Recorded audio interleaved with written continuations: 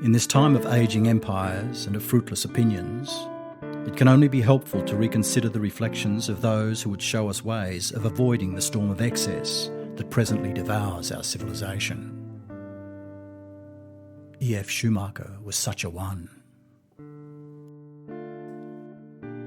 In much of his work, Schumacher looked for ways of restoring rhythm and balance in our dealings with each other and with an earth that has been sorely damaged by industrial civilization and its destructive technologies.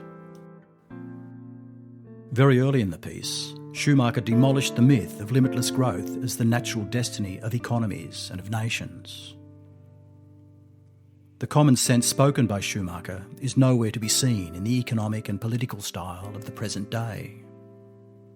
There has been little, if any, change in the way things are done since he delivered his message over 30 years ago.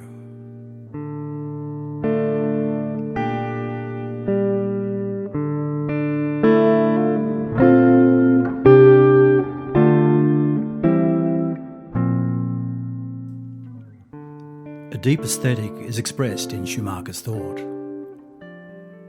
He continually returns to the criteria of beauty, of elegance, of non-violence and of human scale in his pursuit of a workable future for humanity during a time of growing uncertainties. E.F. Schumacher remains an enduring source of wisdom in an age of madness and folly.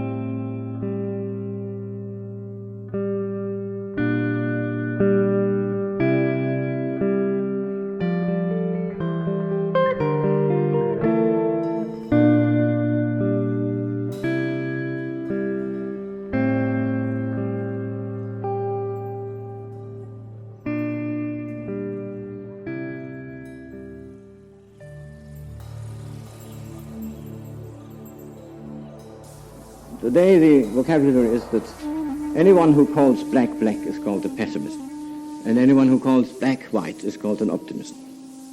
But in the real sense, what we need is optimistic pessimists. That's to say, people who know that beyond any argument now, if they know their onions, if they know any real facts, no one can argue with me as far as the fuel situation is concerned. No one can really argue with an experienced ecologist as far as the ecological situation is concerned. So in that respect, if you like to call a chap who says things are pretty dark, if you call him a pessimist, in that sense I'm a pessimist. But I'm an optimistic pessimist because I believe that there are now lots of things going on that make change possible. Materially, it's no real problem. We can live on a small fraction of what we are living now, as the culture of poverty, wherever it has existed, has amply demonstrated. The great thing about the really optimistic pessimists is that they're not work-shy. And they don't stay at the level of talk, talk, talk. They actually get their hands dirty and do some work. Let's hope we can all graduate to that class.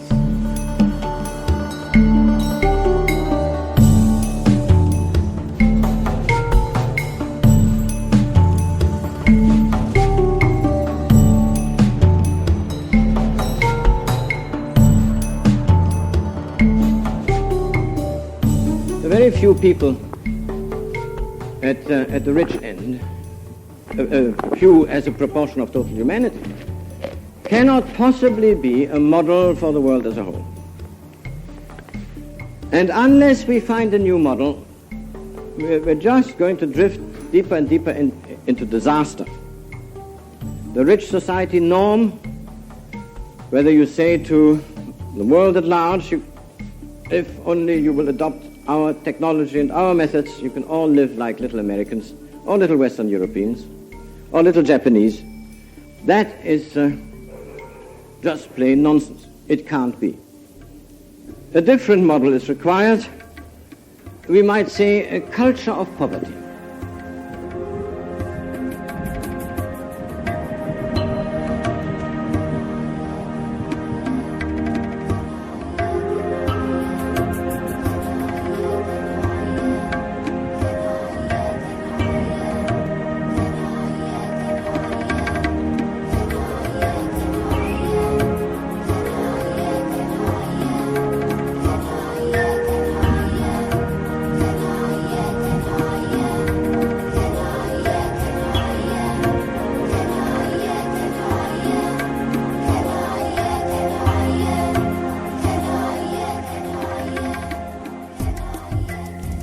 So we have the people who say we must change the system. And they're quite right. Except one never knows what they mean. Society has produced this production system. But now, the system molds society. It insists that every member of society respects the immanent logic of the system and adapts to it by accepting, and that's the only way you can adapt, by accepting its implicit aims as one's own. And in this sense, man becomes captive of the system, whether he approves of its aims or not.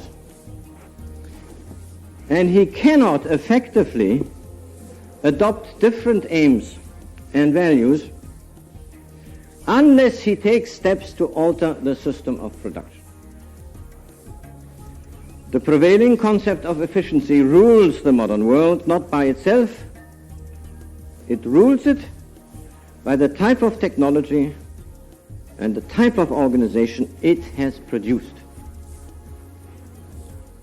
In other words, unless and until somebody has got to work and has produced new technologies, new types of organization, until that has happened, all the preaching, which is also necessary, all the appeal to people's goodness, their good sense, their ethical, spiritual qualities, all this will invariably stay inside the system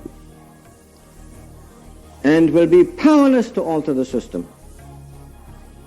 It will not be altered unless there is an incarnation. That's to say, unless some people actually have got to work to produce new types of work, new types of organization, new patterns of consumption, new patterns of distribution of the population. Have produced this and have shown it to be viable. And that's very hard work.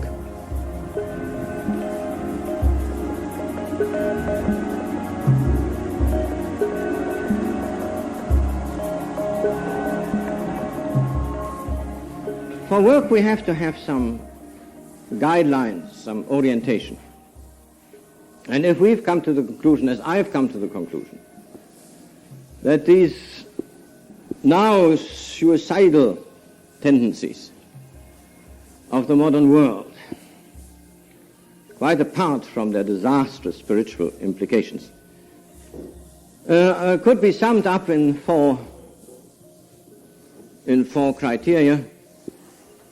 But any such listing is to some extent personal and arbitrary. But I would sum it up like this. First of all, the tendency towards giantism, economies of scale, all that. Secondly, all these are closely interconnected, the tendency towards an unbelievable complexity. No doubt you have seen cars where progress was represented by the fact that you did not have to subject yourself to the indignity of turning a little handle to wind the windows up and down. You pressed a button and bzzz, they went up. These things, of course, break down and then cost a lot to repair. And the simplest things one can't do oneself anymore. Everything has become too complex. Vast expense in terms of capital. You have to have immense amounts of capital to start, to do anything, and a tendency towards ever-increasing violence in the very production processes, from which it follows that if we want to do this work, to incarnate a more humane, a more Christian idea of carrying on, we would have to look at least in the opposite directions, but not only look with our eyes, but also with our hands. Can't we make things small again, reduce them to the human scale, get away from this giantism? Does it have to be so complex? Can't we revise our whole ideas of our pattern of consumption in the direction of simplicity? I'm not saying 100%, because it's the direction that matters. Can't we use our brilliant technology to evolve methods of production where even a little fellow can help himself and you don't have to be rich or powerful in order even to start? And can't we go systematically, determinedly, in the direction of non-violence rather than violence? Only with the help of such knowledge and such technology, and it's not only hardware, it's also software, can we create a system that would serve man in the place of the present system which enslaves him.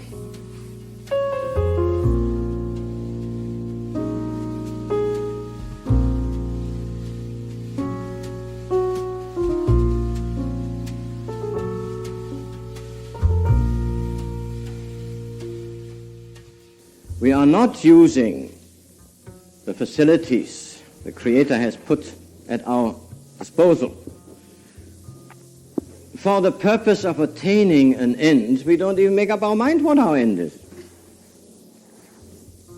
We're using them, well, because they're there. Our engineers and scientists produce something more we could do, so we must do it. It's got nothing to do with any clear purpose of man to save a soul or anything else, to land people on the moon. Or if someone has come to such a condition that his heart is totally ruined, to make a heart transplant, or etc., etc., etc. But we do it because it's possible to do. It's a society that is rich in means and poor in purposes.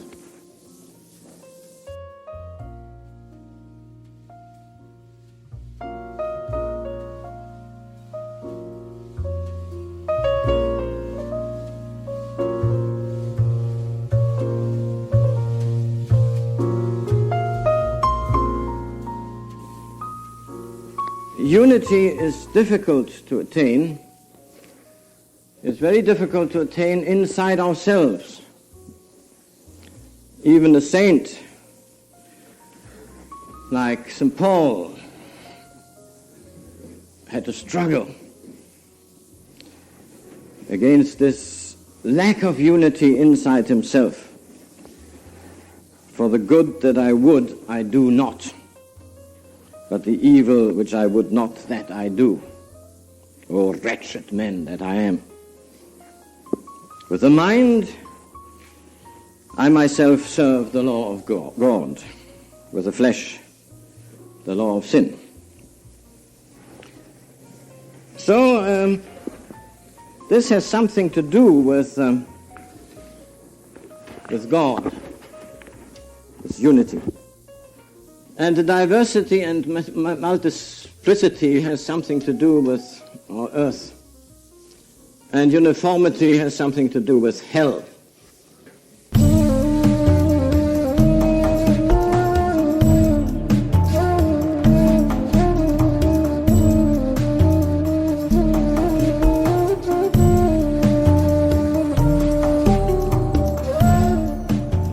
It raises the question of the influence of technology on the whole situation. Is it appropriate to what we really want to do? Now, my own view is that one of the most important things in our culture is a modicum of democratic freedom. Now, is our gigantic and immensely expensive technology relevant to or conducive to democratic freedom? The answer is no, it is not. It is conducive to the development of great concentrations of economic power and the kind of predictions that have been made that in the year 2000 some 50 multinational companies will be doing 90% of the economic work of the world. Well, that is not very democratic. So from this point of view, we do not currently have an appropriate technology for maintenance of democratic freedom.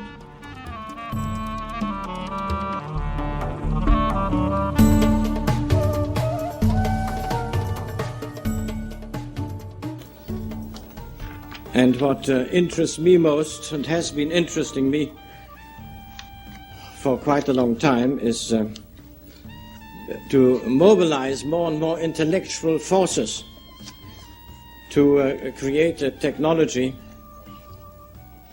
for the people. The technological development of the last 50 years has gone away from the people. Everything has become so big, so complex, so costly, and also so violent that only very big corporations can handle it. And ordinary people are left out. They can go around looking for a job, for some slot to fit themselves into. But if there aren't enough slots, then they've had it. I used to like to go to work, but they shut it down. I got a right to go to work, but there's no work here to be found. Yes, and they say we're gonna have to pay what's owed. We're gonna have to reap from some seed that's been sowed. And the birds up on the wires and the telegraph poles, they can always fly away from this rain and this cold. You can hear them singing out the telegraph pole all the way down the telegraph road.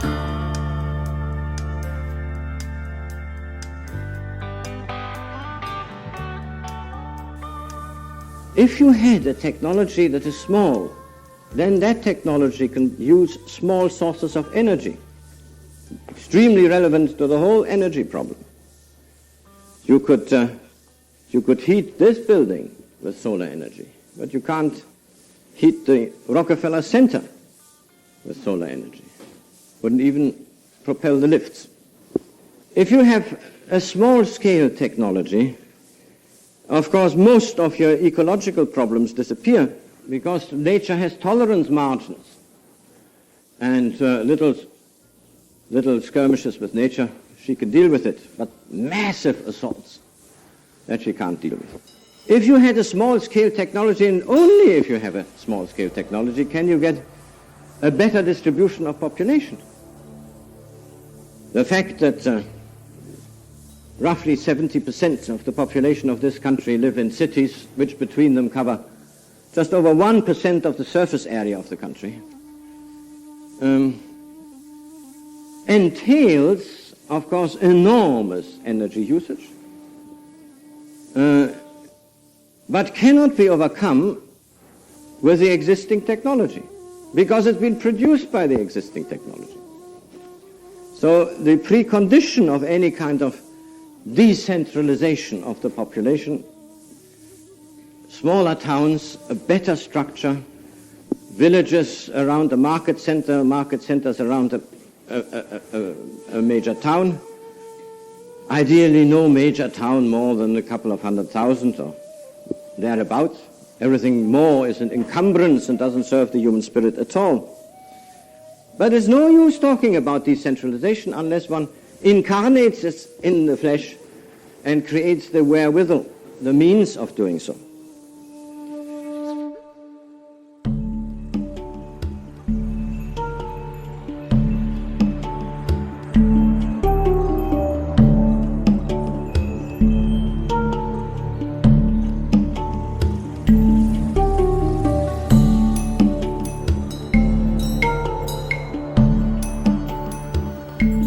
That's why we've been speaking about an intermediate technology, something much more normal, human, and non-violent. We have drifted into extremely violent technologies in the last 50 or so years. We use very poisonous substances in order to be able to continue building rooms like this where all natural light is carefully excluded. And if they forget to put air into the room, then it's very difficult to survive. In order to go on like that, we are prepared to use the most violent methods of energy creation, involving... We come from small groups of people. So in a sense, we don't really need a theory of decentralization.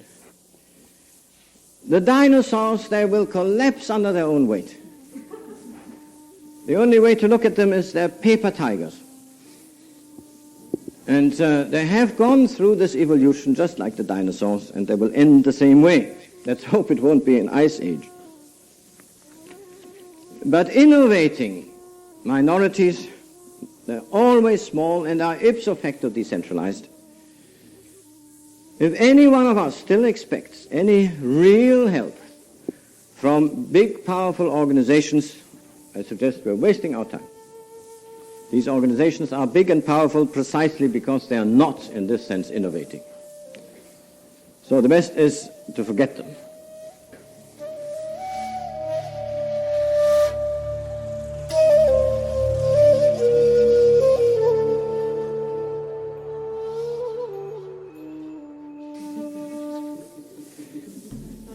The battle comes between two groups of people, not between the people who think there's no problem. They will also die away much too quickly. Between the people whom I call the people of the forward stampede. They say their slogan is, "A breakthrough a day keeps the crisis at bay." They resort to any degree of violence. They launched Project Independence with a vast and horrifying nuclear program. No holds barred. They have, like the devil, all the most catchy tunes. But the others, I call them the homecomers. Being, we have only one orientation, to only one center. And only if we have this orientation can we achieve the brotherhood of men, if you permit such a sentimental sounding, but very meaningful word.